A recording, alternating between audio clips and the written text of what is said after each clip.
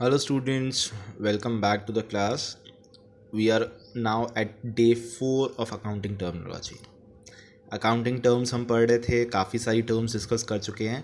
Today is day 4 and आज हम remaining जितनी भी हमारी टर्मिनोलॉजीज़ हैं वो कवर अप कर लेंगे. So the first word is inventory. Inventory जिसको हम लोग यूजुअली यूज़ कर लेते हैं एज वर्ड स्टॉक. ठीक है, तो इन्वेंट्री और स्टॉक हम लोग यूज़ करते हैं interchangeably, but there is a slight difference. Inventory refers to the unconsumed or unsold goods purchased or manufactured. ठीक है, या according to the international accounting standard 2, inventories are tangible property. ठीक है, tangible property means those which can be touch and seen, held for sale in ordinary course of business. यानी वो properties जो आपने रखी हुई हैं कि नॉर्मली आप बिजनेस में उसको सेल करोगे. ठीक है, जिसको आपने इसलिए बनाया है या इसलिए आपने उसको परचेज किया ताकि आप उसको सेल कर सकें.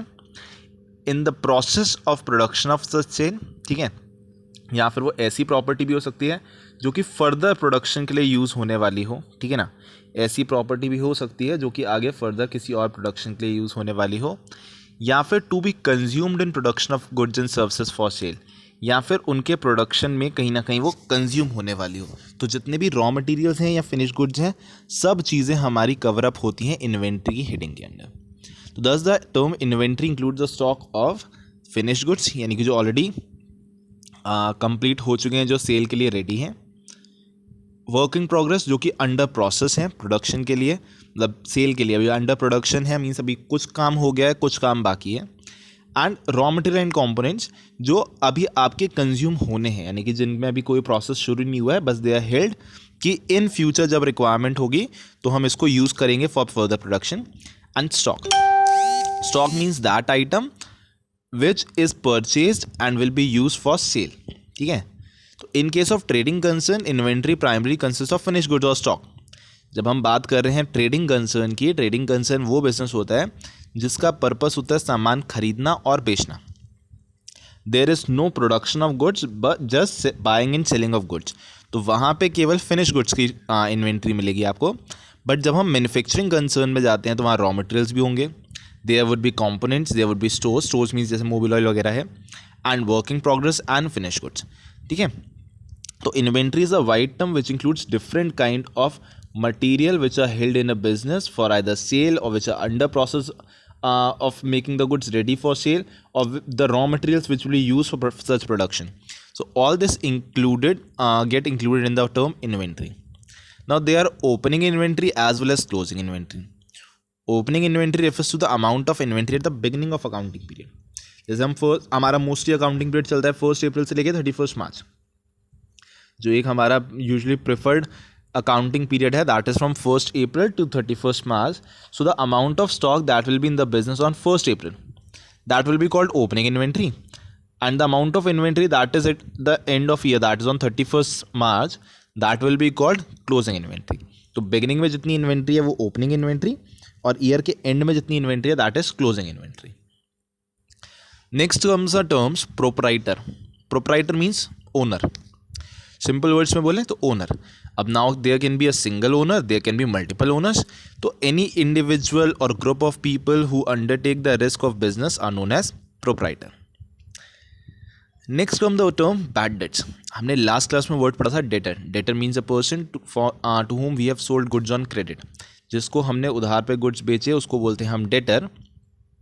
ठीक है, अब अगर ऐसा हो जाता है कि there is one debtor from whom it is not expected that he will give back money, वो पैसा लेके भाग गया, पैसा हमारा डूब गया, तो the amount which becomes irrecoverable from a debtor is called the bad debt. Next is the term solvent. Solvent is a person who has sufficient assets to pay off his debt. Any person who has enough assets to pay off his liabilities is known as a solvent person. And insolvent कौन होगा? Opposite. जिसके पास अपनी liabilities पे of करने के लायक assets नहीं है, who is not in a position of paying back it debt, is called an insolvent person. Solvent is someone who can pay back his liability, whereas insolvent is someone who can not pay back his liabilities. Next is the term insolvency. Solvent हो गया जो assets पे कर पा रहा है, insolvent होगा जो एसेट्स नहीं पे कर पा रहा है. Insolvency is a condition Insolvent is a person who is unable to pay back his debt, whereas insolvency is a situation which shows the inability of a person or a corporation to pay back his bills as and when they become due. Insolvent एक person को denote कर रहा है, जबकि insolvency एक situation को. Next is the bankruptcy. Bankruptcy is a situation when the person is declared incapable of paying their dues and payable bill. Insolvency में अभी केवल situation है कि he is unable to pay back his debt, but bankruptcy में he has been declared, उसको declare कर दिया गया कि he is unable. Last term is depreciation. Depreciation means reduction in value of asset over time due to wear and tear, obsolescence and affliction of time. किसी भी asset की value में अगर कमी आ रही है, किस वजह से? वेयर एंड टीयर हो सकता है. वेयर एंड टीयर मतलब यूज़ कर रहे हैं, उसमें थोड़ा बहुत पुरानी होती जा रही है वो चीज़, तो जो यूज़ करने की वजह से वैल्यू में रिडक्शन आ रहा है, that is called wear and tear losses. There can be depreciation due to obsolescence. Obsolescence means the property has become outdated, the technology has become outdated, due to which its value has gone down in the market. तो वो भी reason हो सकता है. Affliction of time means कोई चीज़ आपने use नहीं करी बट वो एज इट इज़ पड़ी हुई है.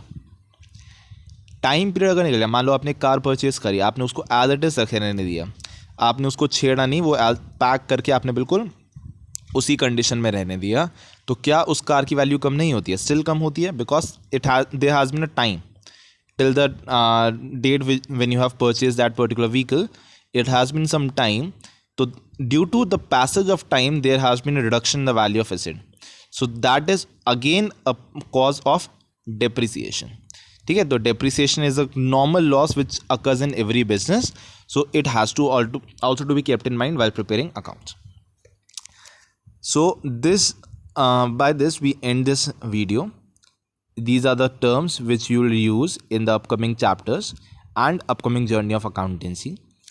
We have studied various terms, various basic terms like assets, liabilities, capital, entity, debtors, creditors, discounts, purchase, sales, inventory, everything, and that everything will help you to get a basic idea about how business is operated and how we will use these terms, because we are not going to write someone's name in every situation. We will have to use different words in different conditions. Like the owner has to be represented by the word capital. The amount invested by owner will be treated as capital, but if we have taken loan from owner's wife, that will be treated as a liability. So these kind of differences will be clear now. And for this you have to do a question that is given at the end of this video, which will give you an insight about how the fixed assets are identified, what is the value of goods, what are creditors, what is the amount payable to them, everything. So this assignment is your homework. Till then, take care and have a great day.